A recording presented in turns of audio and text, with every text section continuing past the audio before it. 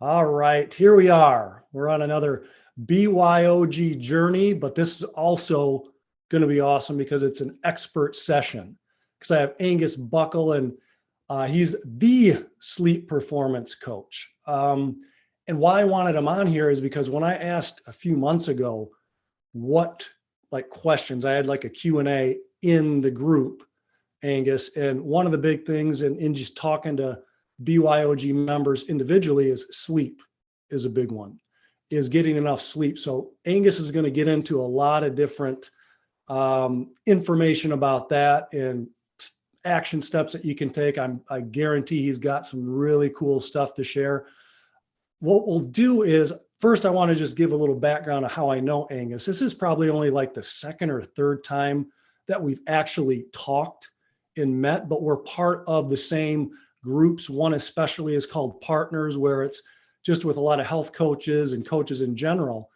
And I actually saw a post from Angus today, and I loved it because he went on a little rant about this ad that he saw on Facebook about, basically male makeup. So these basically trying to sell this makeup to guys because they have dark circles under their eyes, or they have these imperfections in their skin, or they have acne, or this and that. And he's very like-minded to me, which you're going to hear about because and that's why I have him on here, is because he talked about, well, why do we have these symptoms, like these skin issues, these, aches and pains? Because, a lot of people in here have chronic pain, different aches and pains. I know I did. And we think that's a curse, and like, okay, we need to add something from the outside to heal it, when in fact, if we use these healthy lifestyle principles like sleep and these basics, it might not be flashy, but it's also effective. And one thing he mentioned in there is because he works with a lot of entrepreneurs, and they want to get more done, all right? And they don't want to sleep for 12 hours a day.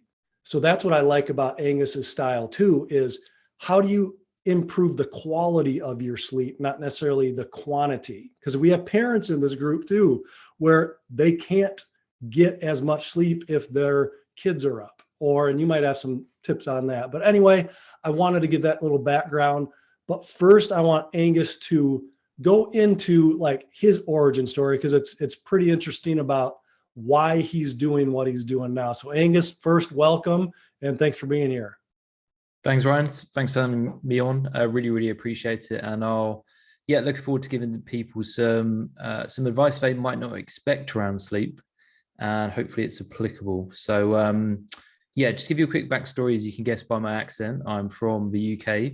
Angus is a Scottish name, but I'm actually English, although I have done an ancestry report, and I'm a bit Irish, a bit English, a bit Scottish. So there's lots going on in the background there. But what a lot of people don't realize, especially Americans, is I actually, as a white person, I grew up in a place in London where I was the minority. So I was actually bullied a lot as a kid for being different. And I kind of fell into just a victim mindset for my young age during school. And it was only when I left school, I decided that I wanted to start martial arts to actually defend myself. So I got into kickboxing, started going to the gym. I was absolutely clueless in what I was doing, but I just wanted to be able to kind of defend myself. So I kind of sporadically did that for a bit. And then there was one night, which was a real game changer in my life, where I'd been out kind of drinking, partying, and ended up in a situation where I was sort of being chased by three very sort of drunk, aggressive people, and one had a wine bottle and one had a knife. And I literally just ran for my life from that sort of confrontation. And the next day I woke up, it just didn't sit well with me. And I just realized I was police. And I was like, what can I do to take action? And the kind of part-time, every now and again, gym and kickboxing training just wasn't cutting it. So I said, okay, what can I really do to transform? So I traveled halfway around the world to Thailand from England, and I did a 3-month sort of kickboxing training. So it was pretty intense. It was waking up like 5 a.m. and running a 5K in 20 minutes at 5 a.m, right? So that's pretty brutal start to the day. And then it's going through like 3 hours of training, having a few hours off and 3 hours again in the afternoon. Sunday was your 1 day off a week. And I did that for 3 months. So I'll be very honest with you, I took a beating for a couple of weeks. It wasn't like they spoke fluent English. And they're like, well, this white guy's come over here to train, right? So we're going to put you through it, because these guys have a very serious life. From about 5 years old, they're training, and it's because they need to make money. So it's sort of like I've come over here as for sort of like a holiday sort of thing. So that experience was massively transformative in my mindset. And it was actually from the first day. David Goggins talks about 30% of where you think you're going to quit and where you can go to. And during the third, so I've done the 5K run at 5 a.m, which was just pretty brutal. Got into some skipping, did the first hour of a class, sparring pads, and I was done. And I looked at the clock and I had 2 hours left. And I was like, do you know what? I want to be sick, went to the toilet, and I was like, I'm done, absolutely done. But then I looked in the mirror and I said, well, if I quit now, why have I come halfway around the world to quit again? And I said, well, I'm done quitting. And I G'd myself up, went back out. And where I thought my breaking point was about an hour, I did another 2 hours. And I did hard training as well. I didn't just kind of turn up, I actually really used my mind and pushed myself. And I think that's where we can override the body's kind of comfort zone and really experience growth when we push through that. And the experience at the end, the realization at the end of that 3 hours was I'd been quitting way too early in life. When it had just got tough, I was quitting. And I could go twice as long where I thought my threshold was. So that was a huge game changer for me. And I came back from Thailand. I was obviously in a massively different physique mindset. And then I was working in sales roles because I just enjoyed sales, because I always worked hard and wanted to earn some money. But then in the weekends, people were kind of asking me, Angus, how did you transform your body? Can you do some boxing training with me? So that's kind of how I started my coaching journey, was part-time training people on the weekends. And then just to massively fast forward it, because I don't want to bore people too much in my story, but I ended up being pretty successful in the sales role. Always wanted to hit kind of the 6-figure number, which I managed to do in a sales role in central London. And I broke a sales record and I closed £1 million deal. And I always remember kind of thinking, amazing, I've hit all these numbers. And I to celebrate, I got a 5-star hotel, took a lady out for dinner, we partied, and the next morning, and I woke up and I just had this feeling of it just evaporated. I was like, well, I thought this would last a bit longer. I finally hit these numbers, got money in the bank, and I felt I had no happiness, no fulfillment.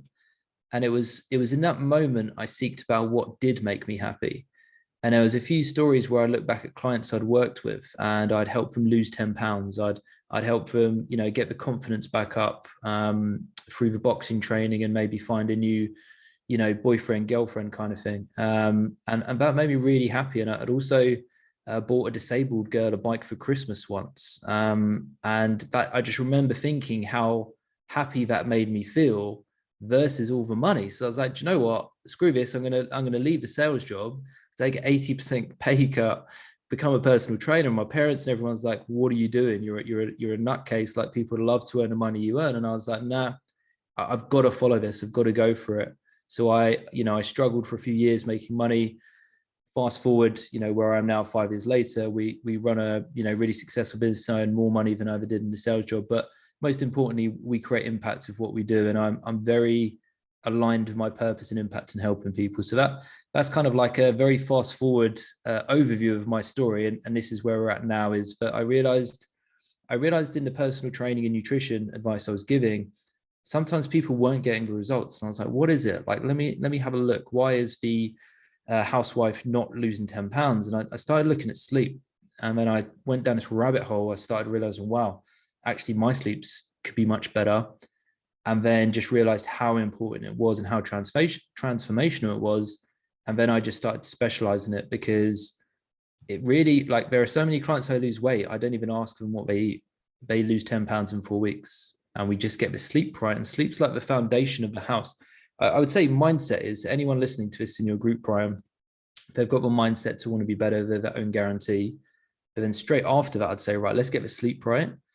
And then we can build the nutrition on top of that, because you've got the energy to make the right decisions with your frontal lobe's actually got energy from a good night's sleep to make positive nutrition choices. Now you fuel the body correctly. Now you can go to the gym, and then now you've gone to the gym, you kind of want that accountability of the coach on top. So that's kind of our pyramid of how we look at health optimization. But yeah, that's the fast track of my story there. So hopefully that gives people a bit of a backdrop.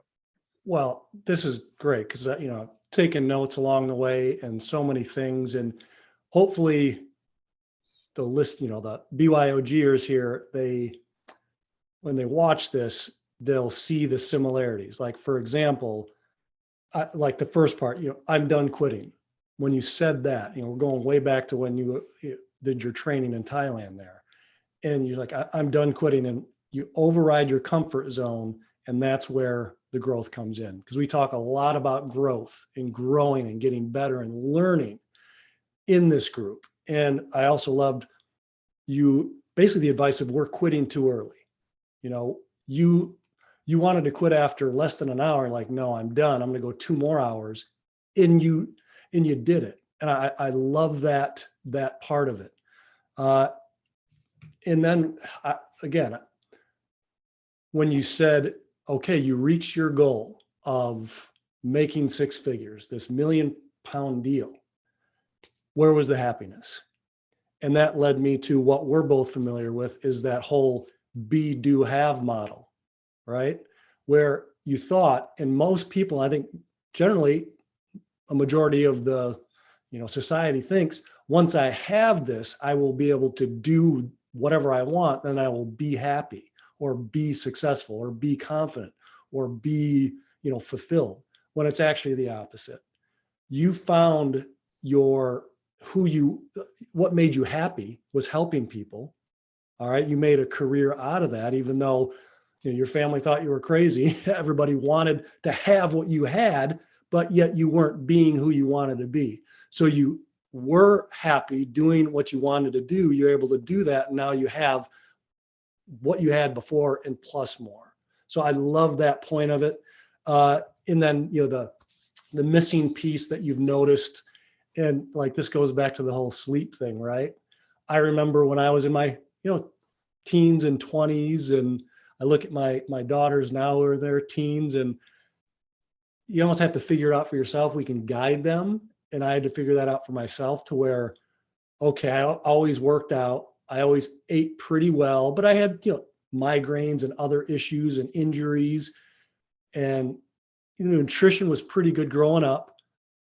But then in my 30s, my 40s, that stress kept adding up. I would get up at 5 a.m. and start working out, and it felt good, but then I wasn't allowing myself to recover, because I would go to bed at 11 o'clock at night. Not like my habits were poor, but we don't realize how important sleep is, because we both know the body, the brain adapts to help you survive. So people think they can survive on 4 or 5 hours of sleep, and maybe they can for a night. I know for me, if I have a bad night's sleep, like 4 or 5 hours, if my Oura ring says, I was up a lot, and sometimes I don't look at that, because that can play a mental game on me too, to where in what can happen is, how you said, you don't even change people's nutrition. You help with their sleep, the quality of their sleep, and they lose 10 pounds. And that's what I want to help people understand. It's not necessarily what you do while you're sleeping as well, because so many people, like, if they have trouble sleeping, in BYOG, you let me know when you hear this. When you have trouble sleeping, you want to fix your sleep rather than fixing your lifestyle, which will also help fix your sleep. And I'd love to hear your take on that, with that, because I know you said mind, and I totally agree. Mindset sets that foundation, and then you got the sleep, because we got to make sure we're putting our body and brain in the right position. The nutrition, my pyramid, if you will, is like mindset. That's got to set the foundation of that whole being part, right? And then being trained as a chiropractic physician, I want to make sure we have that strong base inside, because I think that leads to healthy sleep, healthy nutrition as well. And sleep is inside there.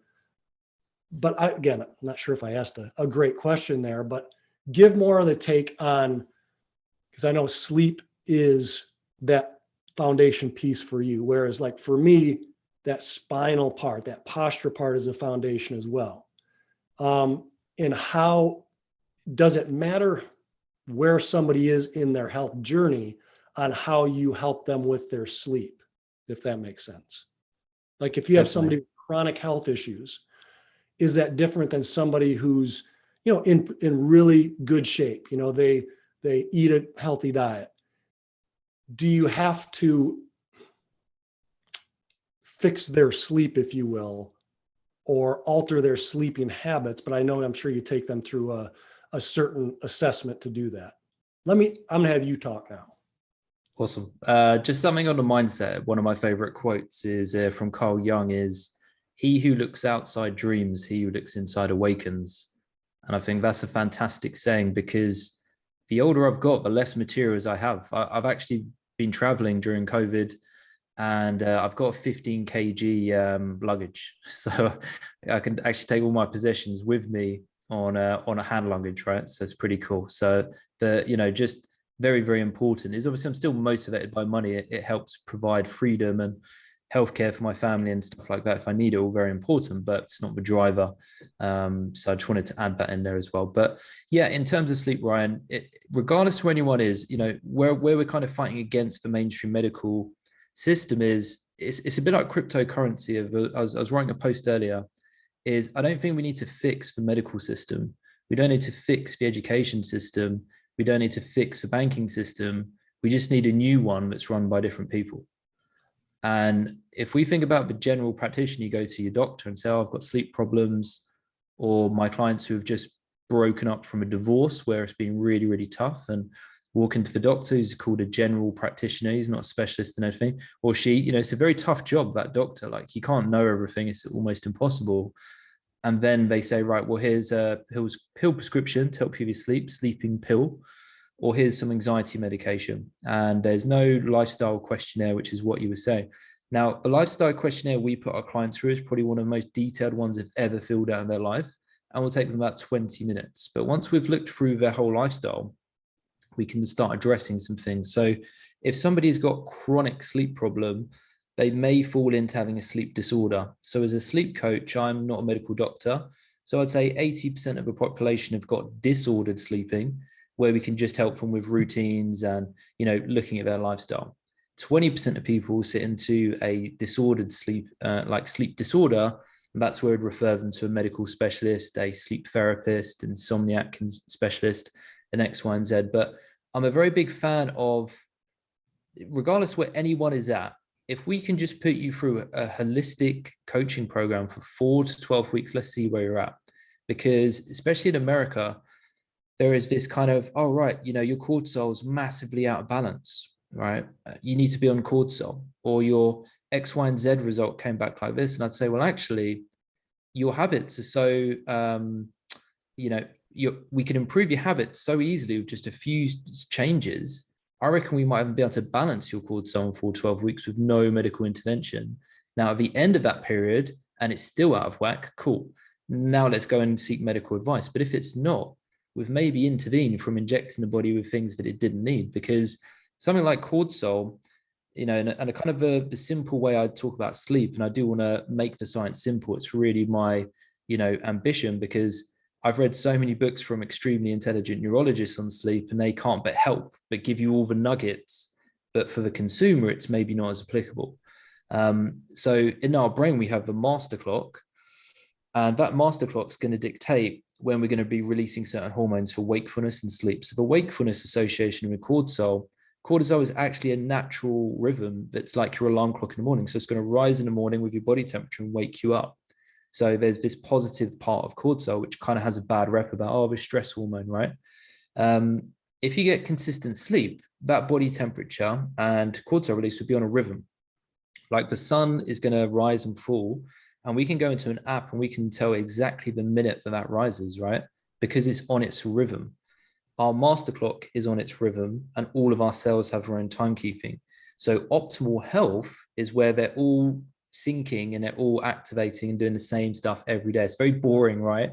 Exactly the same time every single day. What's the body wants? if the sun just woke up 90 minutes later tomorrow, the world would be in a state of disruption. The tide would be disrupted. The birds wouldn't, they'd be going crazy. You know, plants wouldn't be growing at the usual rate. There'd just be a massive state of disruption. Even humans would be like, whoa, what the hell's going on? So this simple biology lesson, it really hit home for me. I was like, wow, it's true. All of these patterns are there. Everything's in a rhythm. You know, a menstrual cycle is pretty much 28 days. Pregnancy's 9 months. A deer shed its antlers, you know, every 12 months. When I learned that, I was actually, all of these rhythms exist in very, very simple biology. So when it comes to optimal health, we can help so many people out with just, let's get into a consistent schedule, and therefore we're going to sync your hormones, and therefore that's going to play a role in how you can get to optimal health, and how we can help people lose. I would guarantee this. We can lose 5 to 10 pounds in 4 weeks. And I don't have any idea what you ate. You can eat Twinkies. It's proven to work. You can just eat Twinkies. I wouldn't recommend it. But the reason why it works is because your master clock has got regularity, and your body is awake and it's in digest and move mode, right? And then when it's sleeping, it's in rest mode. And that's the fundamental where people are just digesting too often. So if we can shorten your digestive window, it means your body processed it. And when you're sleeping, it's resting. And those two fundamental processes happen independently.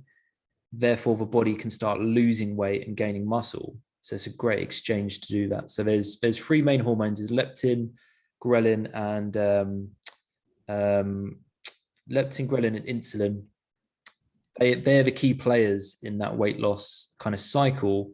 So it's really broken down in science, and it's quite simple. So if we could just say to a client, you know, you eat for like between 12 hours and 8 hours a day, maybe even 6 for some people, that's where we're going to get you into digest mode. And therefore, when you're resting, your body's burning off, you know, calories and doing everything it wants to do when it sleeps. So that's a really primary role. So hopefully that answered your question in terms of like the original one.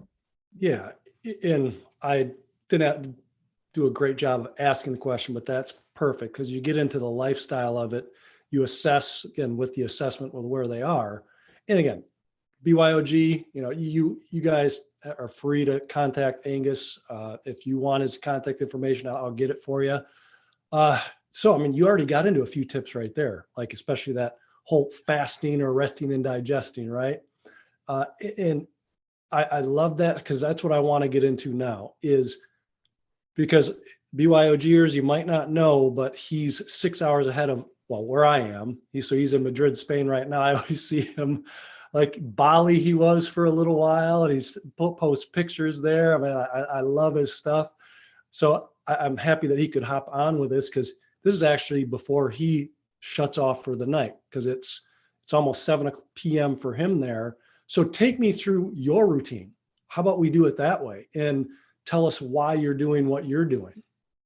Yeah, happy to do that. And this evening routine is the investment. So I just took a new client this week, and I'm selling this entrepreneur who runs multiple businesses on why he should disconnect 2 hours before bed and take time off. And you see the look on their face, and they're like, "What? 2 hours? That's a lot. I could get loads done." Now, in your brain, we talked about cortisol is going to wake you up in the morning, right? Now, when that dips off later in the evening, the body is going to want to release melatonin. And when we can release that, it signals to the body to start winding down and going to sleep. So it's kind of this, like a light switch. Think about your brain is active. It's got stimulating neurons, and it's got sleep promoting neurons as well. So we need that switch. That switch is going to be about 90 minutes to 2 hours to start winding down and relax, and really just start turning the brain down. Like, that's what we want to do. So however we achieve that is very unique for people. So I'll walk you through mine, and I'll explain kind of step by step how I do it. And how I was explaining to this client where they may be going wrong is 7 p.m. What I'll do is have a hard cutoff. So kind of in my mind, I use the word kill switch. So I'm like, right, disconnect off of social media, emails. I can't be contacted. I'm just going into sort of me time. For that kind of first hour, I'll just sort of plan my next day, just say, right, what do I need to do? Maybe I journal around any thoughts, anything outstanding. If anything in my mind conflict-wise, that download of my thoughts really, really helps, because what the biggest disturbance of sleep disruption is overthinking and stress related. So if you go to sleep with that problem, probably going to wake up about 3 a.m. with your subconscious was trying to solve it. It's very, very common. People wake up around that time. So what we want to do is it's normally around 3 a.m. And the reason for that is the first period of sleep is, well, this is in my opinion, some people have got some different theories. We still have a lot to learn, but 10 until kind of 10 p.m. till 3 a.m. is where we go through the main period of physical restoration in the body. So if you've been to the gym, you did a leg day, you're going to release growth hormones. So the muscles actually start repairing and therefore grow during sleep. It's very, very important you get sleep to grow the muscles. But then the second phase of sleep, kind of from 3 a.m. to about 7 a.m., depends when you wake up, is REM sleep. And that's more of a mental reconsolidation.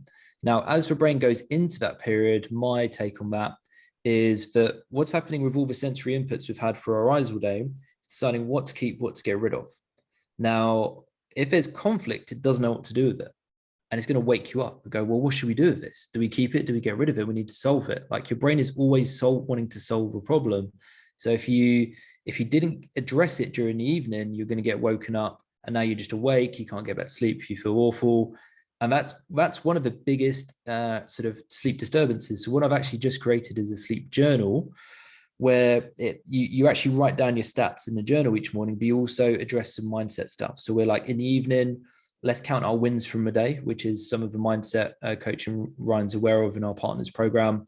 So we're just like, right, what are the wins from today? What do I need to do tomorrow? What are the top 3 to 5 things I need to do? And then in the morning, what am I grateful for? Is there anything on my mind? And what are those 3 to 5 things I need to do? So it's all really simple, but we're just downloading these thoughts, which so many people don't do. So that's really fundamental to do that kind of after dinner and not right before bed. So what my client was doing, he had the good habit, he was journaling, but he was going to sleep at 10 and doing it at 9:30. And he was struggling to get sleep for about an hour, because what's happening is the problem solving's like, you're actually maybe planting problems. So if you do it after dinner, what will happen is I'll kind of start watching maybe something on TV, like entertainment show to wind down. And then I go, oh yeah, that thing, I forgot that thing. So I can quickly just jump on my phone and add it to my list, rather than that disturbing me just before bed. So that's kind of a really key thing that I do that not enough sleep coaches talk about, is downloading your thoughts before bed, putting that journal in place. You know, it doesn't have to be pages of writing, but it just has to be like, what do I want to achieve tomorrow? Plan my day so I'm happy. If I don't plan my day, I will not sleep. And then, is there anything on my mind I need to just address? And then, even if I don't solve a problem there, I've put it in my calendar of when I'm going to. So I didn't solve it, but 3 p.m. tomorrow, I'm going to do an hour, and I'm just going to work that through with my team and see what we can do to solve a problem, right? So that's really important. The next thing I'd do is start minimizing light, because the master clock I talked about, and I was talking to the guys who train NASA astronauts on sleep, and what they're saying is, with the retina, the light hits the retina, signals to the body to release all the cortisol to be awake. But when there's darkness, it signals to the body to release melatonin. And it's the only thing that changes your circadian rhythm is light. So in the evening, we want to reduce the light. And I've got blue blocking glasses, and I'll maybe watch an entertainment show, something where it's like an entrepreneur show or some comedy, something like that, to wind down, avoid the, Game of Thrones and Vikings. I definitely had disturbed sleep when I was watching that stuff, right? But I do that to switch my mind off and distract me, and just kind of earn that evening routine time where I just, I called it like an enjoyment hour, entertainment, right? And then 9 p.m. will come around, and then that's where I'll plug into an audiobook, and then really have no light around me at all. And I'll just listen to something, not heavy in study, just like a biography, something like that. And then my eyes will start to droop. My thoughts are not taking in the words anymore. And then I just know I'll go to sleep. Now, if I'm pretty consistent with that routine, as long as I do the hard cough at 7 p.m. And then by the time kind of like 9 p.m. comes around, and then I'll fall asleep about 9:30, 9:45, maybe 10. I just go with the intuition of it. You can't decide when you sleep. It's the actions you've taken during the day. And then because of that consistency, I will then naturally wake up between 5:20 and 5:40 pretty much every day. Now, that predictability is massive for an entrepreneur, because we can predict when you wake up. We plus a bit of a buffer, we can start building your morning routine, and then you can go get after it every day. And what that links to for an entrepreneur is where your peak brain hours are. And that's the investment of the night before. So what I'm saying to everybody on this call and the client I was talking to, and even myself, it's like paying in the money in the bank in the evening, and you're paying in that check and going 2 hours, kind of earn this time just to relax and chill out. Now your body instigates in sleep, and the interest is paid off in the morning because you feel brilliant. The natural cortisol rise, body temperature, feel absolutely great. You just feel motivated, positive, happy, productive, and then boom, you can start your day. So that is really instrumental in the night before, because your morning starts the night before. That's where the preparation comes in. And when I speak to somebody and do their intake, and I'm like, oh, you said in your intake, the last hour before bed, you're on CNN and watching Facebook on your mobile in bed. And I'm like, okay, well, maybe we'll just switch that out with something else, right? They go, oh, I feel so much better in the morning. And then just another 2 top tips there for people, this is massive, is you lose about 1 liter of water in dehydration just in breathing through sleep. So starting with rehydrating with about 1 liter of water, spread it over the first hour if you want to do that, but just get it in the morning. People say to me they feel like different human beings just from water, especially your brain. It's like 80% water. And then get as much light as possible, because you need that light stimulation. So in the seasons, if I wake up at 6 a.m., 5:30, 6 a.m., sometimes it doesn't, the sun isn't rising until 8 a.m. So I need to manufacture that light for 2 hours where I'm getting as much light as possible to signal to my eyes that they need to release for wakefulness hormones and suppress the sleep hormones, the dark hormones. And then that's going to play a big role. So just those top tips there. And then just lastly on a routine is I give people a list of things they should consider and just build your own. I'm a big fan of what works for you, works for you. If you need to watch TV to go to sleep, cool. If you like breath work, you like yoga, you like meditation, we'll just test it and find really what works for you, and then find that consistency, because the boring bit about peak performance is consistency. But an Olympic athlete wins gold because they were consistent. The entrepreneur builds a good business because they're consistent. Someone's got abs because they're probably consistent, right? So the things we want, consistency really is a key part of it. Mm-hmm. That was beautiful. I learned a lot right there, just with that first one of downloading your thoughts, which I've been doing it too close to bedtime. And I see what you mean and guess what? My deep sleep is good. That physical portion is that 10 p.m. to 3 a.m. But guess when I wake up? Like that 3 a.m. mark, and when I see my Aura ring there and the readout, it's the REM sleep, the memory sleep, the mental part of the sleep that I need to improve on. And that's one thing I'm going to do. And I actually thought about this last night, is after dinner, instead of watching TV or doing like a project, counting my wins, setting my intentions for the next day, because I was doing it like more at like 9:30, 9:45, I'd count my wins. And then, so I'm going to take that one right there. Oh, I love that. And then I want to see how my ring goes. I love, again, I've used that word a lot with you, Angus. I love how you're talking about that whole consistency part of it, because that's what we've learned. That's what in your brain, in the group, I talk a lot about how the brain works and the whole motivation part of it. And think about how like unmotivated we are. Again, you and I both know and everybody in BYOG knows, because I talk about it, is your brain is always motivated. It just might not be motivated for what you want it to be motivated for, or what you want it to do. We learned that in the neurology of coaching certification. So, and that's more neurological basis, but how much more motivated are you? Like for me, when I get my sleep and I get good sleep, how much more motivated am I to actually accomplish what I want to accomplish? And if we get in that deficit, especially with our sleep, especially if the week goes on and you're trying to catch up on the weekend, right? How much more your motivation wanes as time goes on, as the week goes on. So I love those points right there. I want to make sure that they know how to contact you if they want to, reach out and find out if there's anything that you can help them with their sleep. Yeah, of course. And just really quickly, because this is where I start with a client, is I actually go to dinner. Dinner's kind of a first benchmark, because the food is going to take 3 to 5 hours to digest. kind of want this 3-hour benchmark. So if somebody was to have dinner at 6, finish dinner at 7, finish drinking, eating at 7, and then you were to go to bed at 10, we're given a nice 3-hour buffer there. And that would be the benchmark of the evening routine. So now after dinner, do the journal, and then kind of have that in your calendar, and also a setting of do not disturb so notifications can't go off, and inform your household, inform work, I'm not available between these times, and have quality family time. That's pretty much what I'd suggest to people is non-negotiable family time during there.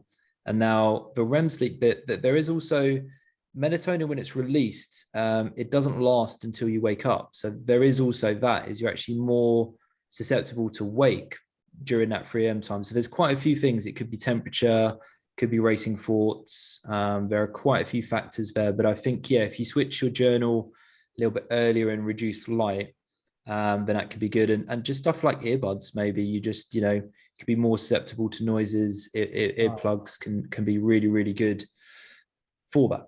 In terms of contact to me, we have a few things we're doing at the moment. So number one is a sleep certification for coaches. So we really want to educate people on the importance of sleep for their clients, but also performance as well. So they're going to learn about how to, the sleep science made simple, how to coach your clients, because I don't think anyone's talking about that, especially in the context of sleep coaching. I've worked with over 350 clients. So I'm like, here's the different profiles of client you work with, and here's how you can get them the best results and why it's really important. So we got sleep certification. So that would be for a coach. If you're a health coach of any sort, then it's really a game changer for a course.